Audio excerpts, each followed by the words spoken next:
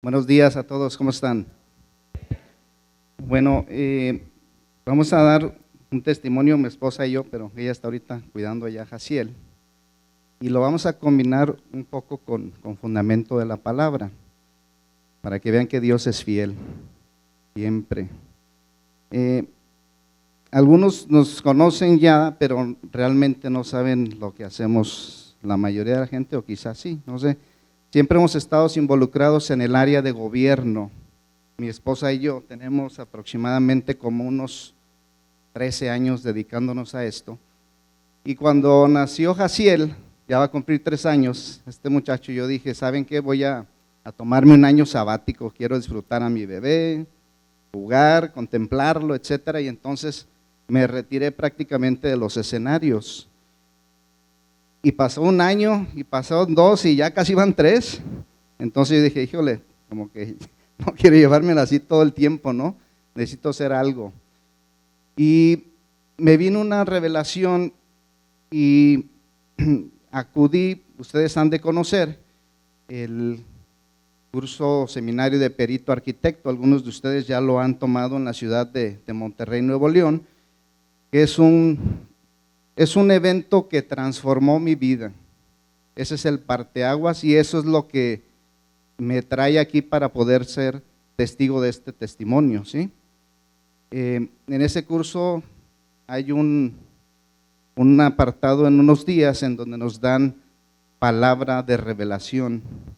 Y entonces yo tuve la oportunidad de que 3 diferentes pastores me dieran palabra y todos coincidieron en el área de gobierno, absolutamente todos, sin conocerme, sin saber. Simplemente es una actividad que llevamos similar aquí en el curso de embajadores, que viene siendo realmente una adopción del curso de perito arquitecto que se imparte aquí en Fe y Gracia, ¿sí?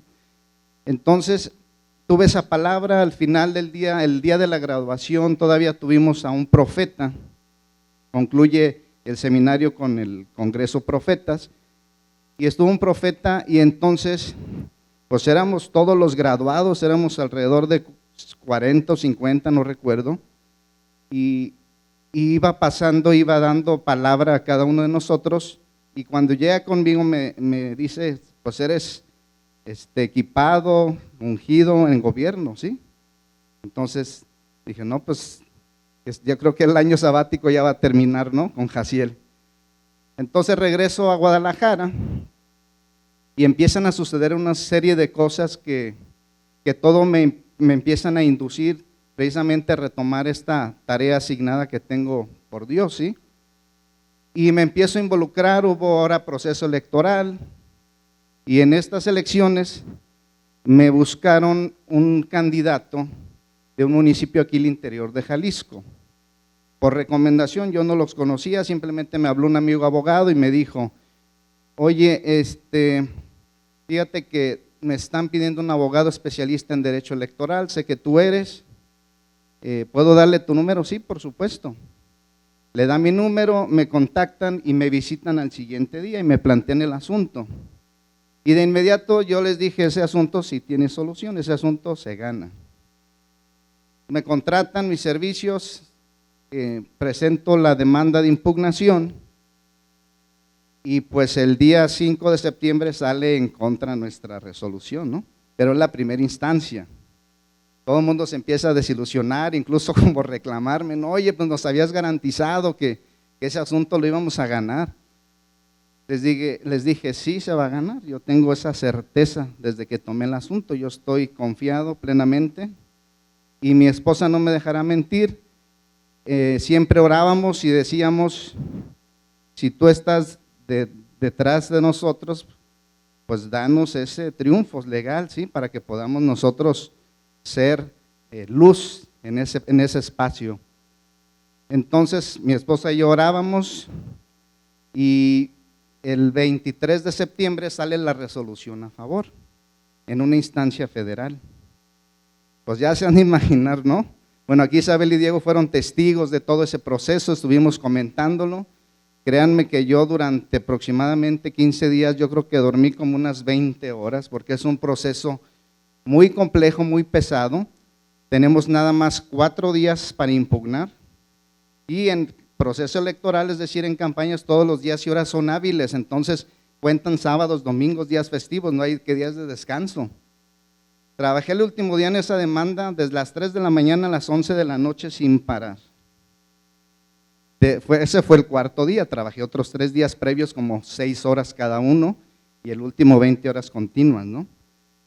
Bueno, ganamos y pues se hace una fiesta, ¿no? Me habla todo mundo y que le vamos a poner un monumento allá en el municipio, etcétera, que por haber ganado, etcétera, ¿no? Y bueno, hay otra tercera instancia, y esa tercera instancia, pues yo también sabía que no iba a ser favorable para ellos en donde se había revocado la sentencia, ¿sí? Esa resolución se resuelve el domingo 29 de septiembre a las 7 de la tarde y el presidente tomaba posesión el lunes 30 a las 6 de la tarde. Era su toma de posesión. Permítanme, voy a abrir la agüita.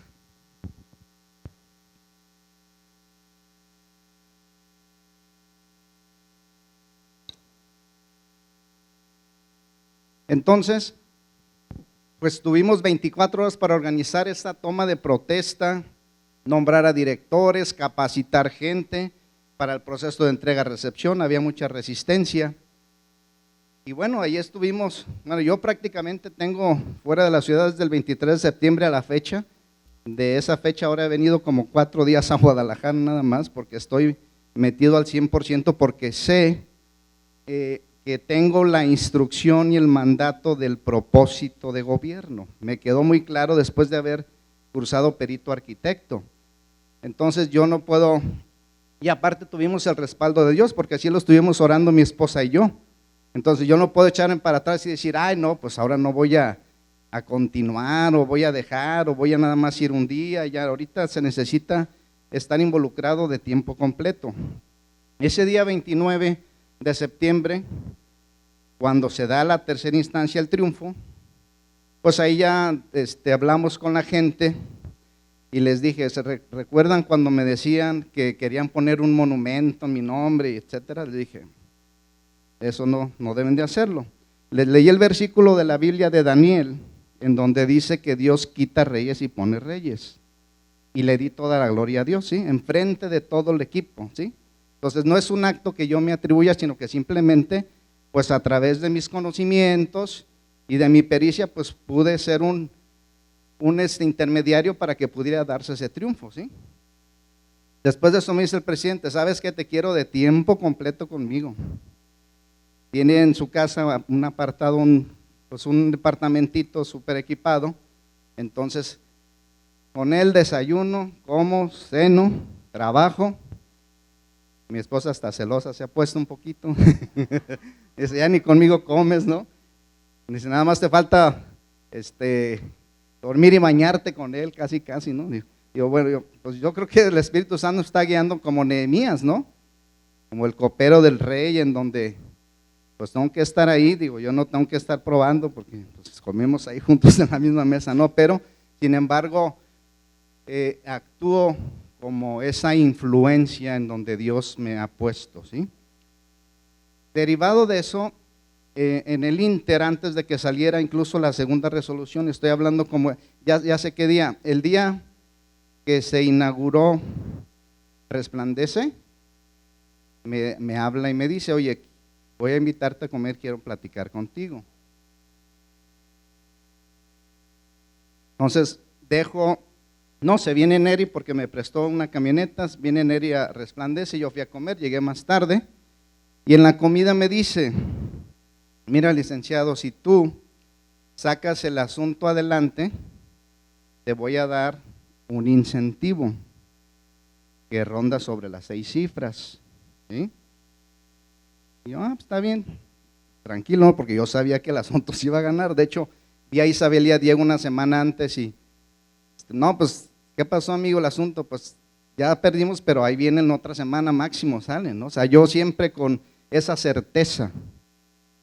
Entonces, pues se cumplió y entonces venimos y mi esposa y yo, pues, nos sentimos honrados de pertenecer a esta casa y hemos depositado el diezmo de ese incentivo, ¿sí? Entonces, tenemos que saber que Dios es fiel, que siempre cumple su palabra, ¿sí? Y a veces estamos distraídos. Yo sé que todos, por ejemplo, tenemos preocupación en cómo se encuentra la situación en la calle, la corrupción, la violencia, las injusticias que tenemos. Y para ello quiero dar lectura al libro de los Hechos, en el capítulo 1, versículos del 1 al 11, por favor. Que yo más bien le digo el Hechos, se conoce como Hechos de los Apóstoles, ¿no? Pero yo a veces le llamo los Hechos del Espíritu Santo, porque si ustedes leen, dice, y el Espíritu Santo hizo, y el Espíritu Santo les aconsejó, y el Espíritu Santo, etcétera. Entonces, para mí es el libro de los Hechos del Espíritu Santo. Dice, versículo 1, habla de la promesa del Espíritu Santo. En el primer tratado, oh Teófilo, hablé acerca de todas las cosas que Jesús comenzó a hacer y a enseñar, hasta el día en que fue recibido arriba, después de haber dado mandamientos por el Espíritu Santo a los apóstoles que había escogido, a quienes también, después de haber padecido, se presentó vivo con muchas pruebas indubitables, apareciéndoseles durante 40 días y hablándoles acerca del reino de Dios. Y estando juntos les mandó que no se fueran de Jerusalén, sino que esperasen la promesa del Padre, la cual les dijo, oístes de mí. Porque Juan ciertamente bautizó con agua, mas vosotros seréis bautizados con el Espíritu Santo dentro de no muchos días. Entonces los que se habían reunido le preguntaron diciendo, Señor, ¿restaurarás el reino a Israel en este tiempo? Y les dijo, no os toca a vosotros saber los tiempos o las sazones que el Padre puso en su sola potestad, pero recibiréis poder cuando haya venido sobre vosotros el Espíritu Santo, y me seréis testigos en Jerusalén, en toda Judea, en Samaria y hasta lo último de la tierra. Y habiendo dicho estas cosas, viéndolo, ellos fue alzado y le recibió una nube que le ocultó de sus ojos. Y estando ellos con los ojos puestos en el cielo, entre tanto que él se iba, he aquí se pusieron junto a ellos 2 varones con vestiduras blancas, los cuales también les dijeron, varones Galileos, ¿por qué estáis mirando al cielo? Este mismo Jesús que ha sido tomado de vosotros al cielo, así vendrá como le habéis visto ir al cielo. Te damos gracias por tu palabra, Señor. Bueno, en este libro de los Hechos, lo que está narrando es la ascensión de Jesús, después de que estuvo 40 días con los apóstoles, enseñándoles todo tipo de cosas, después de que fue resucitado. Y si ustedes se fijan, ellos hacen una pregunta diciendo, ¿hasta cuándo? ¿O no? ¿Qué dice? ¿Restaurarás el reino a Israel en este tiempo? Es decir, los apóstoles tenían conciencia de que Jesús era el Mesías, caminaba sobre los mares, resucitaba muertos, sanaba enfermos, ¿sí? Hacía cualquier tipo de milagro registrado en la Biblia, pero los apóstoles, cuando Jesús estaba ya a punto de ascender al tercer cielo, dicen, oye, pues ¿cómo que te vas? Pues nosotros nos quedamos aquí y ves un caos, estamos bajo la opresión del gobierno romano, ya pasamos por el imperio babilónico, pasamos por los persas, por los griegos, por los romanos, ¿y tú qué onda? ¿Cómo que te vas y aquí nos dejas? Y todo este caos del gobierno opresor de los romanos, ¿qué va a pasar con él mientras es tu segunda venida? ¿Qué es lo que vamos a hacer mientras tanto? No sabemos el tiempo en el cual vas a regresar, ¿sí? Y entonces le responde Jesús precisamente, no les corresponde, no toca a vosotros saber los tiempos o las sazones que el Padre puso en su sola potestad, Es decir, les estaba diciendo que iban a recibir el poder del Espíritu Santo, pero en ese momento todavía no lo recibían. Entonces estaban como sacados de onda de decir, oye, pero pues tú te vas y nosotros ¿qué? ¿Y por qué se refiere que si restaurará el reino a Israel en este tiempo? Porque estaban refiriendo los apóstoles a la época dorada de Israel, cuando había la época de los reyes, es decir, con Saúl, con David y con Salomón. En esa época había una economía grande, había orden, había justicia, no como en la época de los jueces, ¿sí? Entonces, ellos se referían, oye, pues tú eres el Mesías y te vas. O sea, todo el mundo pensaba que Jesús iba a ser, como muchos todavía lo piensan, que el gran político o el rey que iba a de un plumazo a restaurar todo, ¿sí? Y les dijo, no, pues ustedes ahí quédense, ya vendrá el poder del Espíritu Santo, y entonces no les toca más que esperar. ¿Y por qué refiero esto? Porque siento que en la actualidad a veces nos encontramos como los apóstoles, ¿no? Estamos, acudimos a la iglesia, nos convertimos, somos salvos, pero vemos un caos en la ciudad, en las leyes, en las iniciativas que están proponiendo los diputados, los senadores, y estamos a la espera de la segunda venida de Jesús, que no sabemos exactamente cuándo va a venir. Entonces estamos como los apóstoles en ese tiempo del libro de los Hechos, ¿no? Pero la diferencia es que los apóstoles, cuando estaban señalando eso, estaban ciertos, pero no estaban completos, porque todavía no recibían el poder del Espíritu Santo. Pero nosotros ya lo recibimos. Entonces nosotros a veces nos comportamos como en esa época de los apóstoles, cuando no tenían el poder del Espíritu, pero nosotros teniéndolo, nosotros a veces también desconfiamos y volteamos a ver, híjole Dios, pues ¿cuándo vas a venir tu segunda venida? No estamos convertidos, somos salvos, pero estamos expectantes, y algunos quisiéramos que ya fuera el próximo mes la segunda venida de Jesucristo, ¿no? Para que deje de operar este caos que reina en el mundo, ¿sí? Ahora, ¿de quién es la responsabilidad? Vamos a ver Génesis 1:28, por favor. La responsabilidad. Yo he escuchado mucho que en Génesis 1:28, casi vamos a ver mucho el libro de Génesis, enseguida.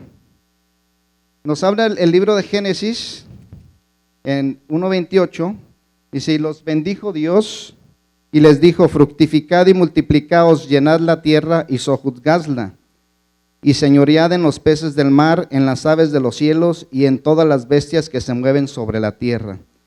Es decir, Dios nos estaba dando el poder de dominio y mandato sobre toda criatura que habitaba en la tierra, ¿sí? Sobre los peces del mar, sobre las bestias, las aves, etcétera, ¿sí? Entonces muchas veces tenemos una conclusión errónea en decir que Satanás es quien controla el mundo. Si a nosotros ya nos fue dada esta potestad, pues eso nos corresponde a nosotros, no a Satanás. Satanás está tomando una atribución que no le corresponde, porque nosotros estamos siendo pasivos en esa tarea, ¿sí? O sea, ¿a quién le corresponde gobernar este mundo? A nosotros como hijos de Dios, no a Satanás, ¿sí?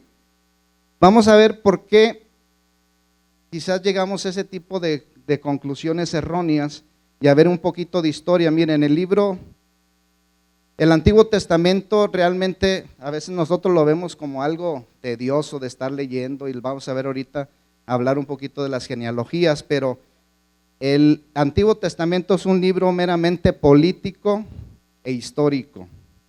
Ahorita vamos a ver, ahorita que vimos esta potestad que nos fue dada. De entrada, la palabra, hemos escuchado muchos y lo vimos en Hechos 1, que cuando Jesús estuvo durante los 40 días hablándoles sobre el reino de Dios, así lo dice el libro de los Hechos, y enseñándoles todas las cosas, se refería precisamente a que el reino de Dios tenía que ser establecido en este mundo.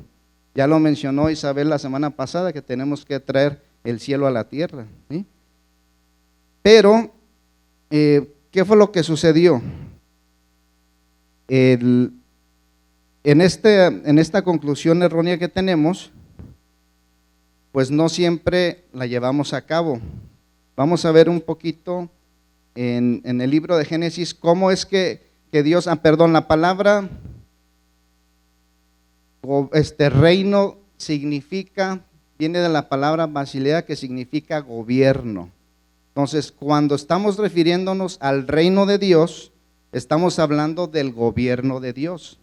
Sí, porque a veces nos imaginamos mucho que el reino y lo vemos como si fuera así como el paraíso y que hay un rey que todo lo gobierna y todo lo puede, pero no concretamos lo que realmente es, que la palabra reino significa gobierno, ¿sí? Entonces realmente toda la Biblia se trata del gobierno de Dios.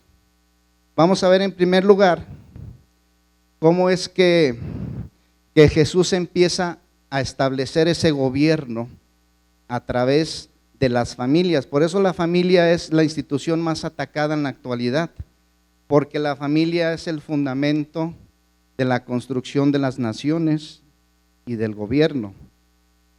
Tenemos en la caída, cuando se constituye en la creación con Adán y Eva, ¿qué les da Dios? Les da vamos a establecer que es una nación. Una nación se compone, o nación o estado, de un territorio, de una población y de una soberanía o poder, ¿sí? Establece el primer gobierno en el paraíso o en el Edén, con Adán y Eva, y les dice: de todo árbol que se encuentra aquí puedes tomar, menos del árbol del bien, de la ciencia del bien y del mal. ¿Qué establece como territorio? Pues el jardín del Edén está bien delimitado. La población, pues en este caso era la familia Adán y Eva, y la soberanía pues era esa autoridad que les dio Dios y la plena comunión que tenía directo con Dios, y en todo tiempo. Entonces esa es la primer forma que establece Dios de gobierno en esta tierra, es el autogobierno. Es decir, les voy a dar a ustedes un lugar, ustedes tienen la potestad de tomar todo menos de este árbol, pero precisamente caen en pecado por haber tomado de del árbol de la ciencia del bien y del mal, y todo se corrompe. Ahora, ¿por qué cayó Eva en las mentiras de Satanás, ¿sí? Cuando le dice que si ellos comen de ese árbol van a ser igual como Dios, etcétera. Si ustedes se fijan en el libro de Génesis, hasta después de la caída del hombre, Dios le da el nombre a Eva.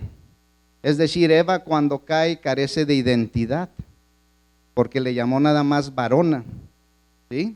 O sea, cuando dice que te daré una ayuda idónea, pues establece de la costilla, saca a Eva, la pone como compañera de Adán, pero dice te llamarás varona, no le dice te vas a llamar Eva. Hasta después de la caída dices tu nombre será Eva.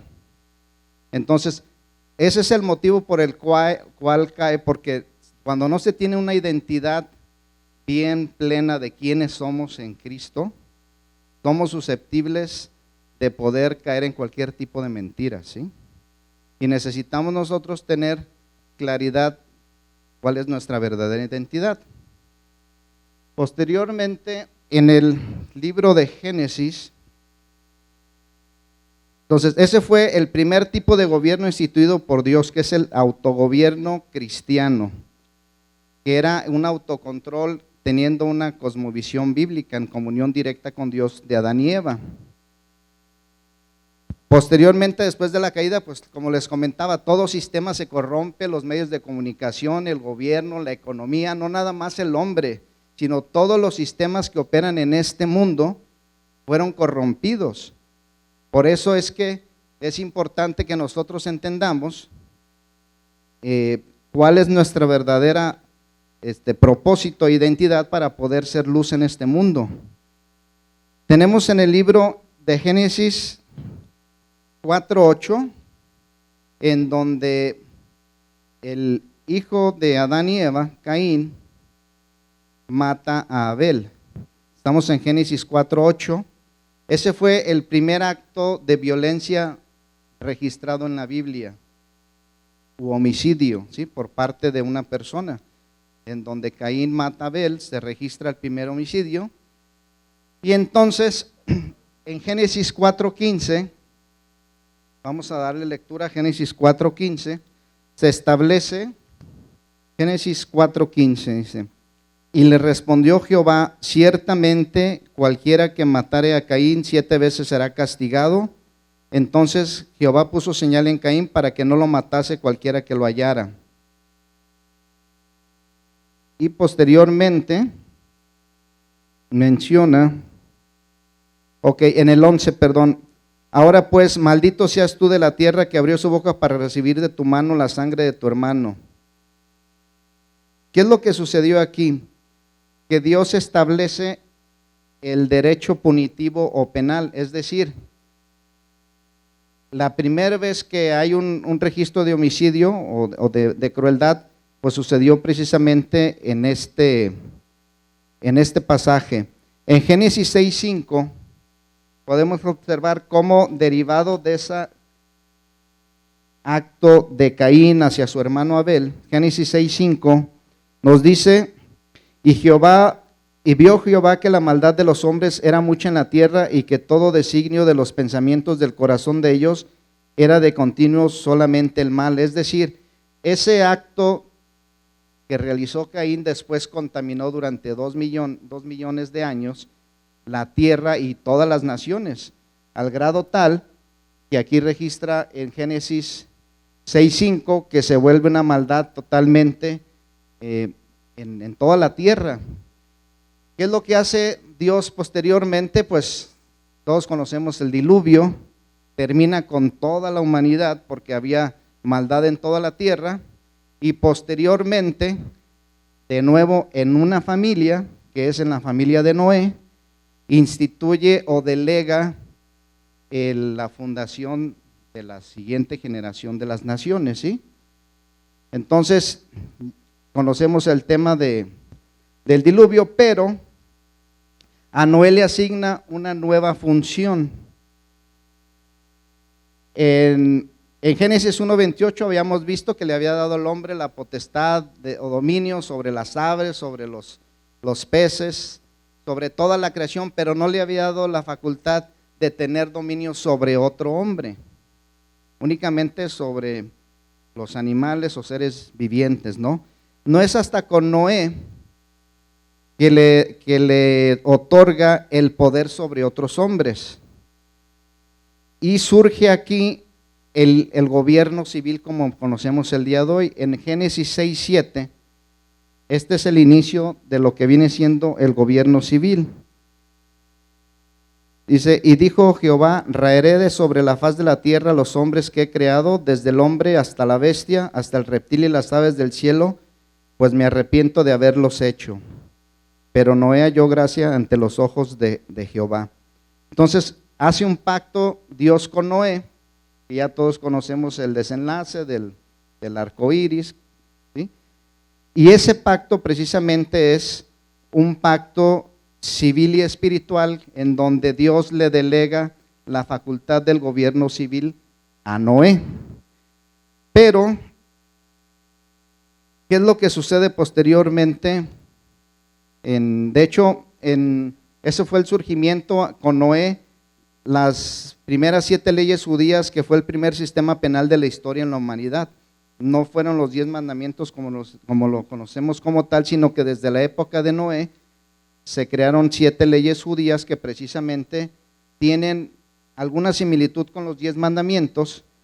Uno es, el primero, la prohibición de la idolatría; el segundo, prohibición de la blasfemia; el tercero, prohibición del asesinato; 4, prohibición de las relaciones sexuales ilícitas; 5, prohibición del robo, no robar ni defraudar a otros; el 6, establecimiento de sistemas de justicia; y el 7, prohibición de la crueldad hacia los animales. Entonces, cuando él empieza a delegar esa función, se instituye lo que hoy conocemos como el gobierno civil, y pues así surge precisamente eh, lo que hoy conocemos como el gobierno, como Estado. Entonces yo por eso les decía cuando les leí el libro de los Hechos del 1 al 11, que nosotros a veces ponemos la mirada lejos de confiar en Dios en el gobierno, ¿sí?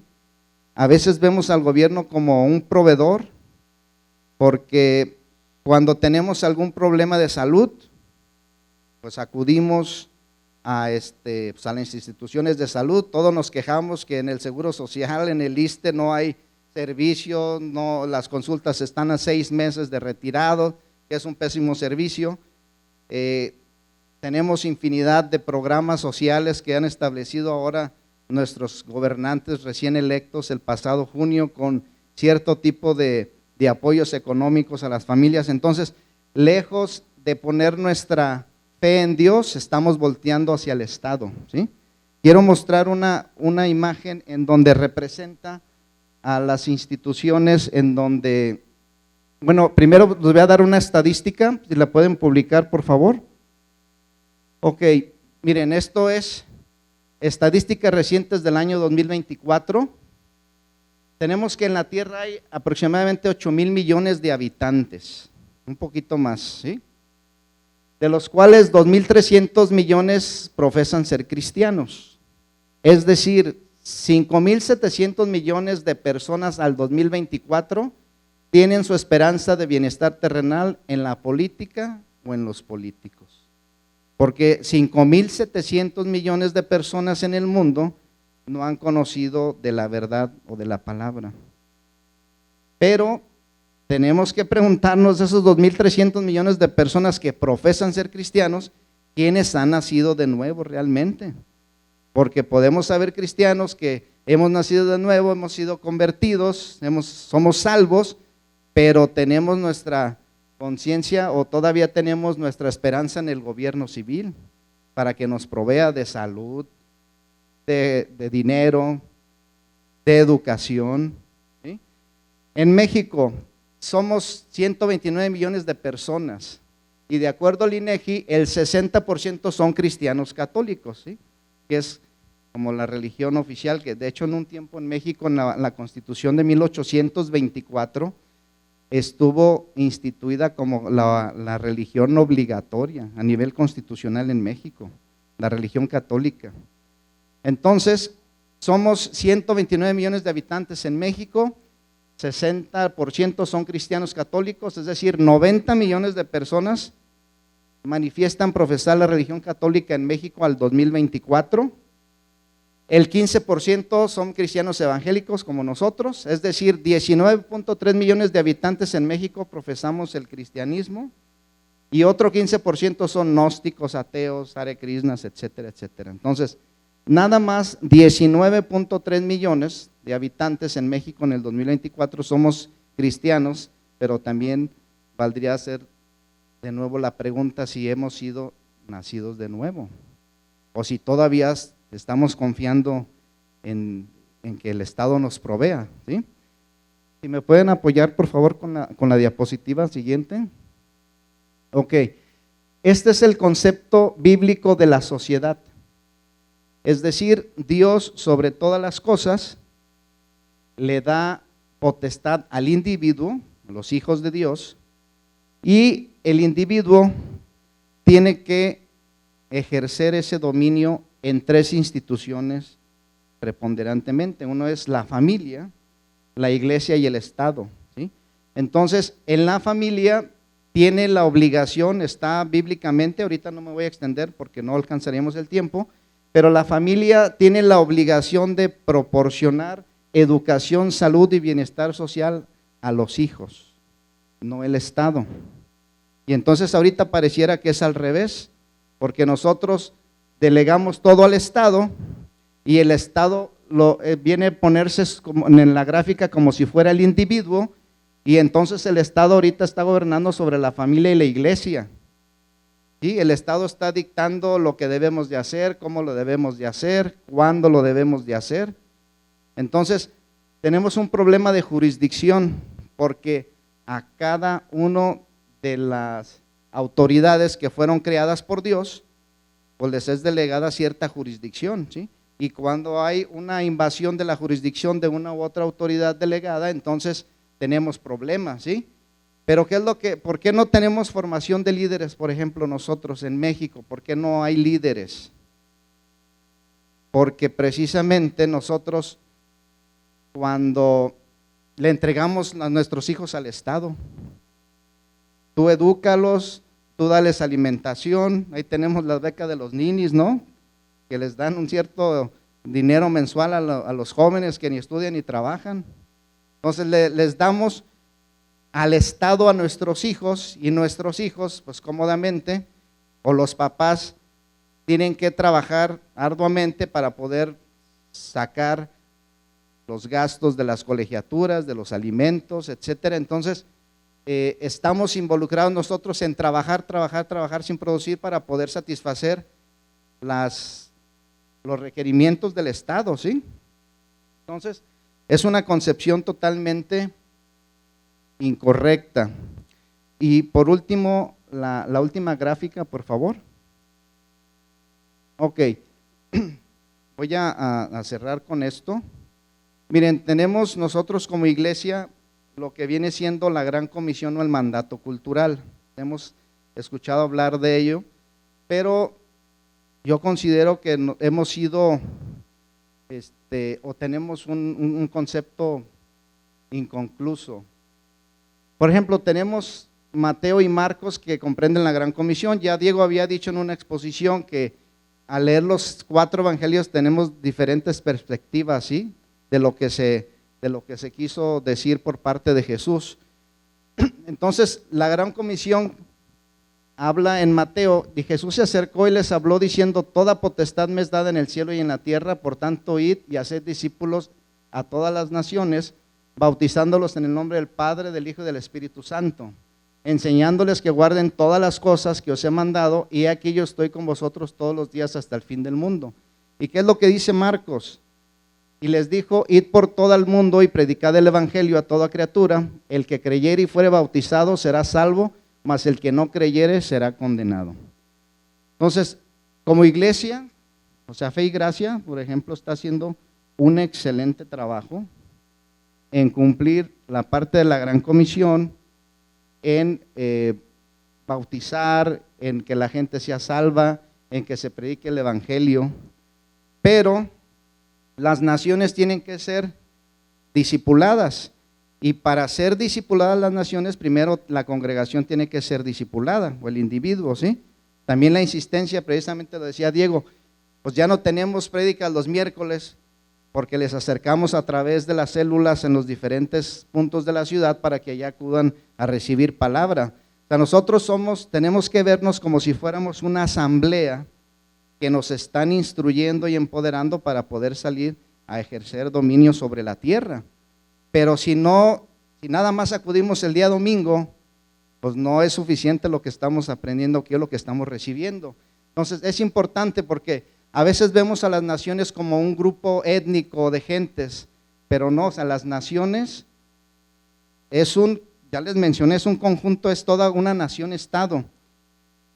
Por ejemplo, esa revelación también la tuve cuando regresé de perito arquitecto, porque me quedé impactado de lo que decía la Biblia. A veces leemos la Biblia del principio a fin y la volvemos a leer y nos encontramos con diferente de revelación. Y me encontré este versículo de Apocalipsis respecto a lo que habla sobre las naciones. Si la pueden poner, por favor, el libro de Apocalipsis. Dice Apocalipsis 21 al 24, dice: y las naciones que hubieren sido salvas, ¿qué está diciendo? A que no nada más las personas somos salvas, sino también las naciones van a ser salvas. Esto la verdad me dejó impactado, porque yo no conocía este versículo. Y entonces a veces llegamos a la iglesia y nos conformamos y decimos: pues ya soy salvo, ¿no? Ya me voy a ir al cielo cuando me llame Dios a su presencia. Venimos tranquilos, recibimos palabra, nos vamos a nuestra casa y después actuamos como de este mundo. ¿Por qué?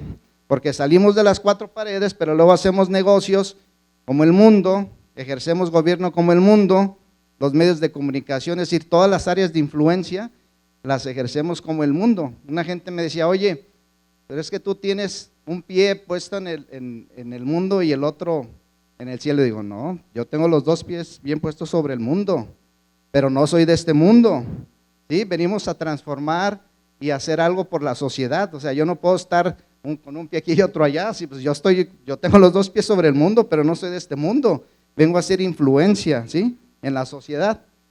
Entonces dice, las naciones que hubieren sido salvas andarán a la luz de ella, y los reyes de la tierra traerán su gloria y honor a ella. Miren qué padre versículo. ¿Qué es lo que nos falta hacer como iglesia y qué es la tarea que nosotros, pues mi esposa y yo hemos tomado como un propósito, un designio de Dios? Pues aparte de que hemos sido empoderados en ese aspecto, hemos tomado el discipular a las naciones. Es decir, queremos una transformación verdadera del mundo. Por eso Dios nos está llamando a involucrarnos en las áreas de gobierno. Yo escucho muchas veces amigos cristianos que me dicen, oye, y yo quiero formar un partido político con principios cristianos, y yo quiero meterme en la política, quiero ser diputado, quiero ser senador, pero yo digo, necesitamos primero tener esa cosmovisión bíblica, es decir, qué es lo que dice la palabra sobre la transformación de las naciones o el discipular a las naciones para realmente poder ser influencia en el área de gobierno. No es nada más levantar la mano y yo quiero transformar, yo quiero ser. Uno tiene que ser llamado a. Y entonces muchas veces, como todos los sistemas del mundo están corrompidos, como lo habíamos comentado, queremos ingresar y nos volvemos realmente entonces, o nos contaminamos como la gente del mundo. Ya después, para salirnos es un poquito más complejo. Entonces, esta tarea nosotros la hemos tomado con mucho honor, con mucho agradecimiento a Dios, y independientemente de que fuimos llamados nosotros por este asunto, sucedió otra cuestión para la gloria de Dios, que empecé a recibir mensajes en mi teléfono, y no nada más de ese municipio. Quiero decirles que al día de hoy, derivado de esa situación, pero sin que los otros presidentes municipales supieran que yo había llevado ese asunto, pues al día de hoy estamos trabajando para 5 gobiernos municipales en el estado de Jalisco, para 5 gobiernos municipales. Y ya tengo invitación entre los 2, pero mi esposa ya me regañó, me dice que ya no agarremos más. Pero digo, yo lo que sé es que estamos siendo llamados y ha costado un trabajo cambiar las estructuras mentales de la gente, porque vienen con arraigos pues muy negativos, ¿no? de toda la vida. Entonces es un poquito complejo poder ser luz, pero digo, nosotros estamos con todo el compromiso para la gloria de Dios y para la honra, y vamos a estar firmes en su palabra para poder ser de bendición y transformación a esta gran nación que es México. Muchas gracias.